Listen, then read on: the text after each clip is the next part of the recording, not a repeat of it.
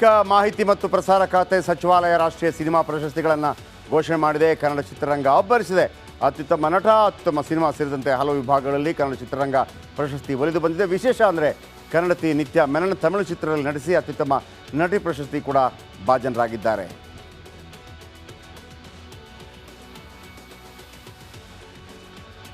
ಯಾವುದು ಹಾಗಿದ್ರೆ ಅತ್ಯುತ್ತಮ Kannada cinema national award KGF 2.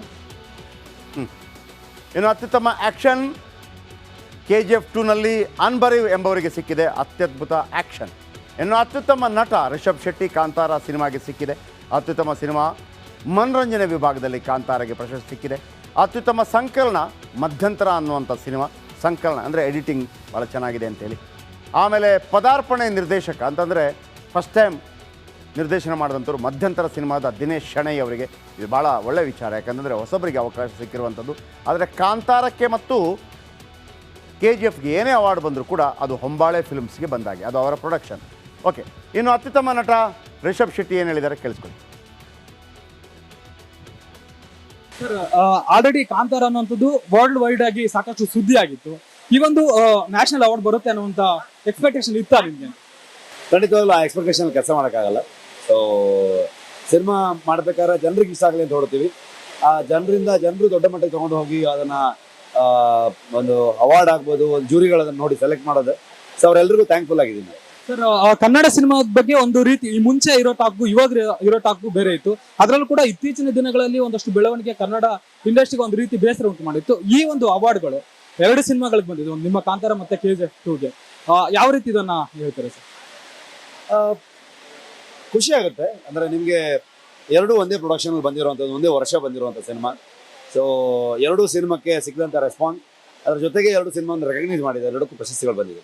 So ಹೀಗೆ ಇನ್ನು ಮುಂದೆ ಬಂದಿದ್ದ ದಿನಗಳು ಒಳ್ಳೆ ಸಿನಿಮಾಗಳಾಗಿ ಅದಕ್ಕೆ ಇದೇ ಥರ ರೆಕಗ್ನಿಷನ್ ಸಿಗೋ ಥರ ಆಗಲಿ ಅಂತ ಕೇಳ್ಕೊತೀನಿ. ಸಿನಿಮಾ ಇಂಡಸ್ಟ್ರಿಲಿ ನಿಮ್ಮ ಒಂದು ತಂಡ, ಈ ಕಾಂತಾರ ಆಗಿರ್ಬೋದು, ನಿಮ್ಮ ಶೆಟ್ಟರ್ ಒಂದು ಬಳಗ ಅಂತ ಕರೀತಾರೆ ಅಥವಾ ಕರಾವಳಿ ಬಳಗ ಅಂತ ಕರೀತಾರೆ, ಸಿನಿಮಾನ ಹೆಗಲ ಮೇಲೆ ಇಟ್ಕೊಂಡು ಹೋಗ್ತಿದ್ದೀರಾ.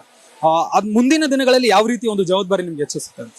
ಸಿನಿಮಾಗಳು ಮಾಡ್ತಾ ಹೋಗ್ತೀವಿ, ಅದು ಮುಂದಿನ ದಿನಗಳೇ ಅಂತ ಹೇಳೋಕ್ಕಾಗಲ್ಲ. ಯಾವ ಸಿನಿಮಾ ಮಾಡಿರ್ತೀವಿ ಆ ಸಿನಿಮಾಗೆ ಅಷ್ಟೇ ಎಫರ್ಟ್ ಹಾಕ್ತೀವಿ, ಪ್ರತಿ ಸಿನಿಮಾ ಸೇಮ್ ಎಫರ್ಟ್ ಹಾಕ್ತೀವಿ. ಸೊ ಅದೇ ಜವಾಬ್ದಾರಿಯನ್ನು ತಗೊಂಡು ಇದೆಲ್ಲವೂ ಇನ್ನೂ ಜಾಸ್ತಿ ಜವಾಬ್ದಾರಿಯನ್ನು ಹೆಚ್ಚಿಸ್ತಾ ಹೋಗುತ್ತೆ. ಇನ್ನೂ ಅದ್ಭುತವಾಗಿ ಕೆಲಸ ಮಾಡುವಂಥ ಪ್ರಯತ್ನದಲ್ಲಿ ದೊಡ್ಡ ಒಂದು ಹುಮ್ಮಸ್ ಬರುತ್ತೆ ಇಡೀ ತಂಡಕ್ಕೆ. ಆ ರೀತಿಯಲ್ಲಿ ಕೆಲಸ ಮಾಡ್ಕೊಂಡು ಹೋಗ್ತೀವಿ. ಈ ಒಂದು ಎರಡು ಪ್ರಶಸ್ತಿ ಬಂದಿರೋದ್ರಿಂದ ಚಿತ್ರತಂಡ ಏನ್ ಹೇಳ್ತಿದೆ? ಯಾವ ರೀತಿ ಖುಷಿಯನ್ನು ವ್ಯಕ್ತಪಡಿಸಿದ್ದಾರೆ? ಎಲ್ಲರೂ ಖುಷಿ ಪಟ್ಟಿದ್ದಾರೆ, ಫೋನ್ ಮಾಡಿದ್ದಾರೆ, ವಿಶ್ ಮಾಡಿದ್ರು, ತುಂಬಾ ಖುಷಿ ಪಟ್ಟರು. ಅವ್ರಿಗೆ ಸೇಮ್ ಟು ಅಂತ ಅನ್ಕೊಂಡು ನಾನು ವಿಶ್ ಮಾಡಿದೆ. ಸೊ ಎರಡೂ ಒಂದೇ ಒಟ್ಟಿಗೆ ಬಂದಂಥ ಸಿನಿಮಾ. ಮೊದಲಿಂದನೂ ತುಂಬ ದೊಡ್ಡ ಸಪೋರ್ಟ್ ಅವರು. ಸೊ ಹಾಗಾಗಿ ಖುಷಿ ಇದೆ, ಆ ಒಂದು ಬಾಂಧವ್ಯ ಇದೆ. ಸೊ ಅವರು ವಿಶ್ ಮಾಡಿದ್ರು ತುಂಬ ಖುಷಿ ಆಯ್ತು. ಈ ಒಂದು ವಿಚಾರ ಕಾಂತಾರ 2ಗೆ ಎಷ್ಟು ಒಂದು ಪ್ರೆಷರ್ ಅನ್ನ ಕೊಡುತ್ತೆ ಅನ್ನತ್ತೆ ಸರ್? ಪ್ರೆಷರ್ ಯಾಕೆ ಕೊಡಬೇಕು ಅಂದರೆ ಜವಾಬ್ದಾರಿಯಾಗಿ ತೊಗೊಂಡು ಹೋಗ್ತೀವಿ. ಆಲ್ರೆಡಿ ಕೆಲಸ ಪ್ರಾಸೆಸ್ ಇದೀವಿ ನಾವು.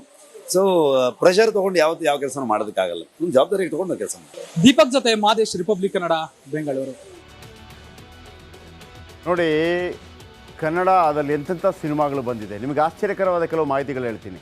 ಆದರೆ ಯಾವತ್ತೂ ಕೂಡ ಅದು ನಾರ್ತ್ ಸೌತ್ ಅಂತ ಆಗ್ತಾಯಿತ್ತು. ಸೌತ್ ಇಂಡಸ್ಟ್ರಿ ಈ KGF ಕಾಂತಾರ ಎಲ್ಲ ಬಂದ ನಂತರ ಮೊದಲು ಇತ್ತು, ಅದ್ಭುತ ಸಿನಿಮಾಗಳಿತ್ತು. ಆದರೆ ನಾರ್ತ್ ಅವರು ನಮ್ಮನ್ನು ಮಾನ್ಯ ಮಾಡ್ತಾ ಇರಲಿಲ್ಲ. ಕನ್ನಡಕ್ಕೆ ಪ್ರಶಸ್ತಿ ಕೊರತೆ ಇದೆಯಾ ನೋಡಿ, ಈ ಪಾಯಿಂಟ್ ಭಾಳ ವೇಗವಾಗಿ ಹೇಳ್ತಾ ಹೋಗ್ತೀನಿ.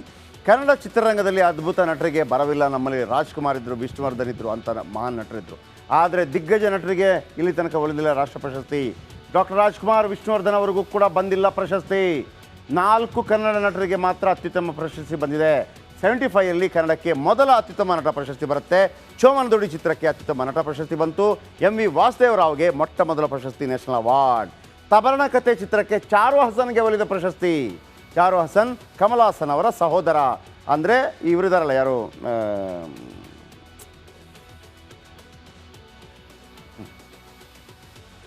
ಸುಹಾಸಿನಿ ಅವರ ತಂದೆ ಚಾರು ಹಸನ್.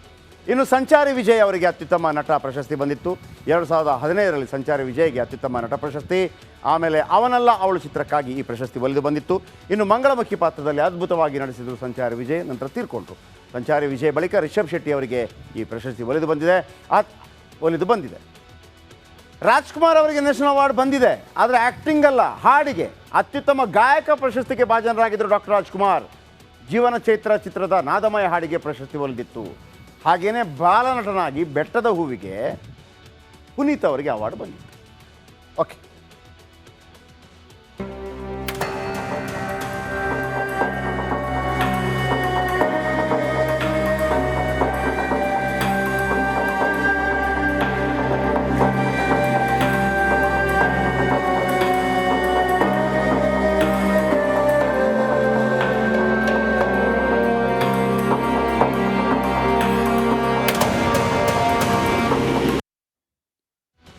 ಬಾಂಗ್ಲಾ ಕಥೆಗಳು ಸೀರೀಸ್ನಲ್ಲಿ ಇವತ್ತು ಮಾಡಿದ್ದುಣ ಮಹಾರಾಯ ಅನ್ನೋ ಮಾತು ಅಕ್ಷರಶಃ ಬಾಂಗ್ಲಾದೇಶದ ಓರ್ವ ನಾಯಕನಿಗೆ ಸರಿಯಾಗಿ ಅನ್ವಯಿಸುತ್ತೆ. ದೇಶದ ರಾಷ್ಟ್ರಪಿತ ಆತನನ್ನೇ ಕೊಂದು ಅಬ್ಬರಿಸಿತ್ತು ಬಾಂಗ್ಲಾದೇಶ, ಅದು ಕೂಡ 4 ವರ್ಷದಲ್ಲಿ.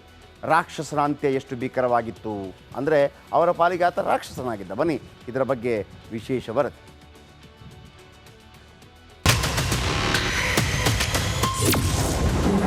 ಬಾಂಗ್ಲಾದೇಶದ ಭೂಮಿಯಲ್ಲಿದೆ ರಕ್ತ ಚರಿತ್ರೆ.